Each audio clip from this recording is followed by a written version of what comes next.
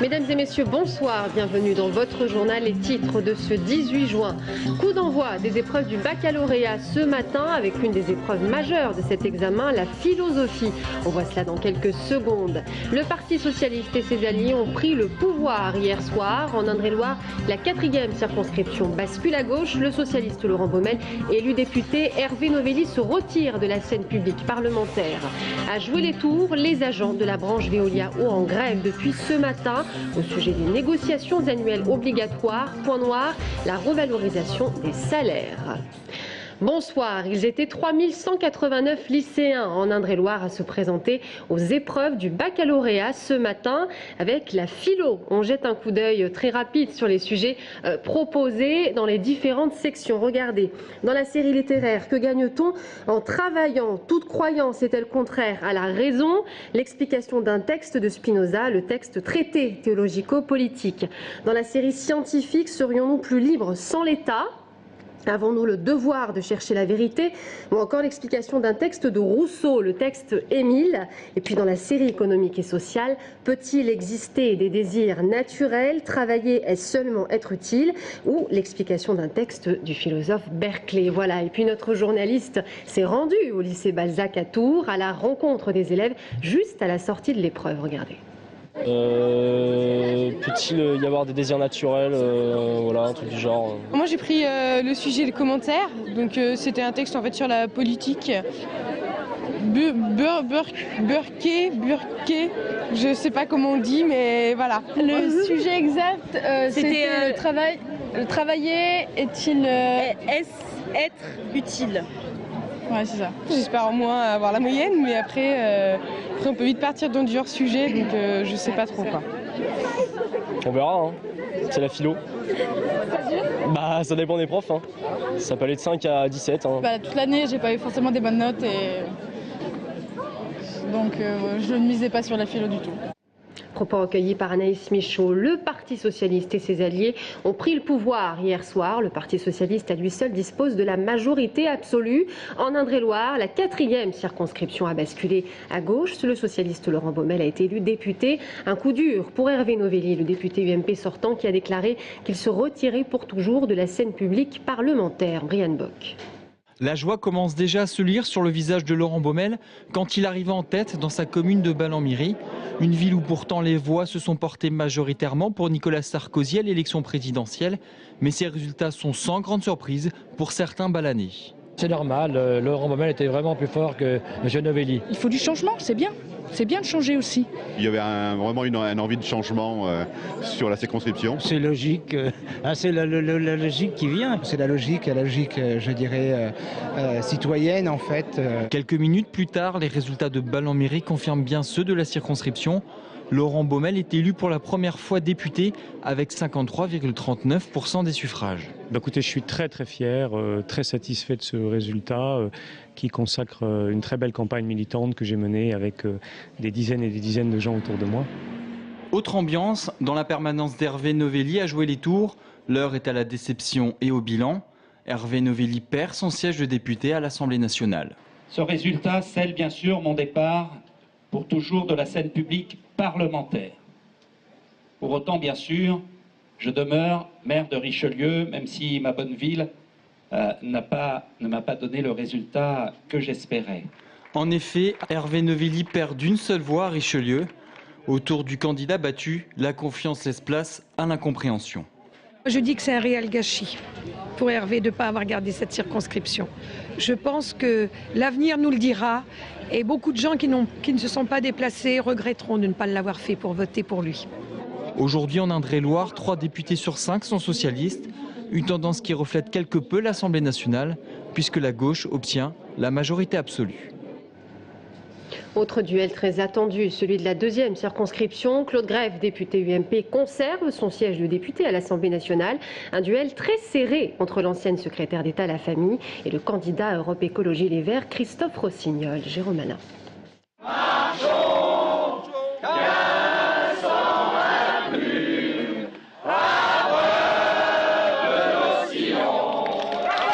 Marseillaise pour fêter la victoire. Il est un peu plus de 20h, c'est officiel. Claude Greff l'emporte avec 261 voix d'avance. Une victoire longue à se dessiner tant l'écart est faible au final. Un peu plus tôt dans la soirée à Bléré, les militants proches de Christophe Rossignol scrutent les résultats des différentes communes. Tous espèrent encore une victoire de leur candidat. C'est serré dans les communes de droite plutôt et normalement je suis en tête pas mal dans les communes de gauche. Donc ça va dépendre des... Allô ? D'ici une demi-heure. Et une demi-heure plus tard, le verdict tombe. Christophe Rossignol est battu de 261 voix. La déception du candidat est à la hauteur de l'espoir qu'il avait entretenu tout au long de la campagne. C'est triste et je pense à tous ceux qui sont mobilisés, qui ont voté pour moi et qui vont avoir encore Madame Greff comme députée de cette circonscription. C'est difficile parce qu'il y avait beaucoup de gens qui croyaient et puis moi aussi. Donc évidemment, perdre de 250 voix, c'est pire que de perdre de 2000 voix, quoi. Voilà. Les électeurs, ils en ont décidé. Ils veulent continuer. Voilà, sur la deuxième circonscription, ils veulent continuer la politique précédente. C'est dommage qu'on ne puisse pas participer au changement. À Amboise, au QG de Claude Greff, l'euphorie était bien réelle hier soir. Militants et sympathisants se félicitaient de la réélection de la députée UMP pour ce qui sera son 3e mandat consécutif. La victoire, elle est certes très courte, mais on est quand même très content.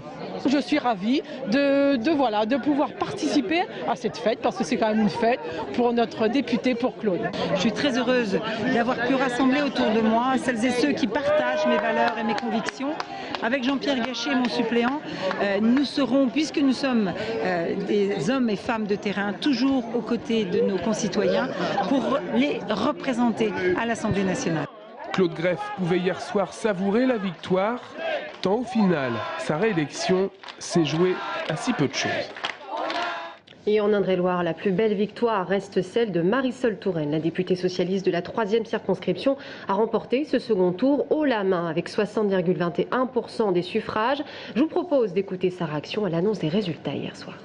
C'est un très beau score, un score qui n'a jamais été atteint dans cette circonscription, qui est très nettement supérieur à celui que François Hollande a réalisé. En tout cas, c'est un score de confiance et je voudrais remercier les Tourangeaux de la 3e circonscription qui m'ont de façon très, très forte exprimé à la fois leur confiance, leurs attentes au niveau national et local. Je pense que c'est mon ancrage territorial, et de ce point de vue-là, la droite a fait une erreur de positionnement dans sa campagne tout à fait étonnante, mais au fond, je pense que la droite tourangelle doit se poser des questions, mais c'est de sa responsabilité. La ministre des Affaires sociales et de la Santé qui laissera donc son siège de député à son suppléant, le socialiste Jean-Marie Beffara. Jean-Patrick Gille, réélu député hier soir de la 1re circonscription face à son challenger, l'UMP Nouveau Centre Guillaume Pelletier. Tours est donc une ville décidément bien ancrée à gauche. Jean-Patrick Gille qui a recueilli autour de 58% des suffrages. C'est mieux qu'en 2007 où le député socialiste avait recueilli autour de 51% des voix. Face à l'UMP, Renaud Donodieu de Vabre. On écoute sa réaction hier soir. Sans se vanter, sur Tours, c'est quand même un résultat très important. Il ne faut pas prendre des mots, enfin, je veux dire que même dans nos rêves les plus fous, on ne peut pas imaginer qu'un jour on pourrait faire des scores comme ça sur la circonscription qui a été pendant 49 ans une circonscription de droite. Donc c'est quand même un moment de satisfaction. Le vote de ce soir est important en ce sens. Le message qui est envoyé à l'Europe, c'est-à-dire que ça donne du poids aux propositions qui sont portées par François Hollande, que l'Europe ne se résume pas à l'austérité, mais qu'il y a une initiative de croissance au niveau européen, parce que c'est le seul moyen de s'en sortir. Et quant à son challenger, l'UMP Guillaume Pelletier, il considère qu'il a réalisé un bon score hier soir avec 41,81% des voix au second tour. On l'écoute. Dans ce contexte, nous faisons mieux que résister et ça y est, il y a un leader à Tours et qui est un leader qui rassemble comme jamais sa famille politique, parce que 2014, c'est pas demain, mais c'est après-demain. Ça vient très vite. Et dès demain matin, comme je l'annoncerai ce soir, nous allons nous mettre au travail, quartier par quartier, pour construire. Et vous allez voir, pour remporter des victoires plus vite que prévu. En 1993, puisque vous me parlez du siècle dernier, Jean Germain, le candidat socialiste, obtenait 18% au premier tour et je crois 32 ou 33% au second tour. Un an et demi après, il était maire de Tours. Voilà. Dans le Loir-et-Cher, le député Nouveau Centre Maurice Leroy conserve son siège à l'Assemblée nationale. Même chose pour Patrice Martin-Lalande, le député UMP de la 2e circonscription. Toutefois, une circonscription bascule à gauche. La première, le socialiste Denis Robillard, a été élu député hier soir. Une défaite au goût amer pour le sortant du Nouveau Centre, Nicolas Perruchot, assis dans son fauteuil depuis 2002. Gaël Poulain. À la permanence de Nicolas Perruchot hier soir, la déception se lise sur les visages. Avec 41,75% des voix, le député sortant cède son siège de la première circonscription au socialiste Denis Robillard. Un score douloureux, mais sans surprise pour le candidat du Nouveau Centre. C'est conforme à ce qu'on imaginait au soir du premier tour. On avait calculé qu'on aurait à peu près 4 points d'écart. C'est à peu près ce qu'il y a ce soir. Donc c'est conforme à ce que malheureusement on avait déjà vu dimanche dernier. Au soir du second tour, le Blésois s'ancre donc un peu plus à gauche après le basculement de la mairie en 2008 et des présidentielles en faveur de François Hollande. Pour le nouveau député, une page se tourne en Loir-et-Cher. C'est le sentiment d'abord que le Loir-et-Cher, par mon élection, peut participer au mouvement français vers la gauche et qui peut participer à la majorité qui est donnée à François Hollande à l'Assemblée nationale pour qu'il puisse mettre en œuvre sa politique. Dans les deux autres circonscriptions, en revanche, la vague rose n'aura pas déferlé. Dans la circonscription de Vendôme, Maurice Leroy conserve son siège avec des scores sans appel. 54% sur Vendôme, sur Saint-Ouen en tête, 60% sur la ville de Montoire et sur le canton de Montoire, qui ont pourtant des maires socialistes. Comment vous dire? C'est de bon augure pour la suite. Dans la deuxième circonscription, traditionnellement à droite, le député UMP Patrice Martin-Lalande est lui aussi réélu. Mais la socialiste Tania André aura créé la surprise en arrivant en tête notamment à Romorantin et Menthou-sur-Cher. Qui n'a pas permis effectivement avec les scores cumulés des cantons où j'arrive en tête de battre Martin-Lalande. Mais bon, pour une première fois, je suis globalement satisfaite. À l'issue de ces législatives, la gauche semble donc progresser en Loir-et-Cher. Néanmoins, le département reste majoritairement à droite et le Front National, qui avait rassemblé un nombre non négligeable d'électeurs au premier tour des législatives et de la présidentielle, tiendra sans nul doute une place importante lors des prochaines échéances électorales. Voilà ce que l'on pouvait dire sur les élections législatives ce soir. Cette nuit, une trentaine de pompiers est intervenue dans le département d'Indre-et-Loire à cause des intempéries. 25 interventions au total allant du centre-ouest au centre-est, notamment à Tours, Véretz et Vouvray.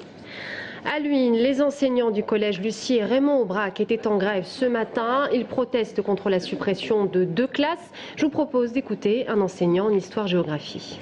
Nous sommes dans l'action de protestation contre une décision qui nous paraît inique, injuste, stupide et absurde. On nous a laissé entendre qu'il y avait donc des arrivées prévues sur Tours, et donc il fallait renforcer les effectifs des collégiens sur Tours, et donc pour renforcer sur Tours Centre, on déshabille la banlieue. Et donc on prend des postes ici ou dans d'autres collèges pour renforcer Tours Centre, alors qu'on n'a pas d'indication chiffrée plus précise que ça. Demain il y a rendez-vous à l'IA, je crois, en fin d'après-midi. On va voir ce qu'il en ressort. En fonction de ce qu'on nous annoncera, on aura une action peut-être plus virulente.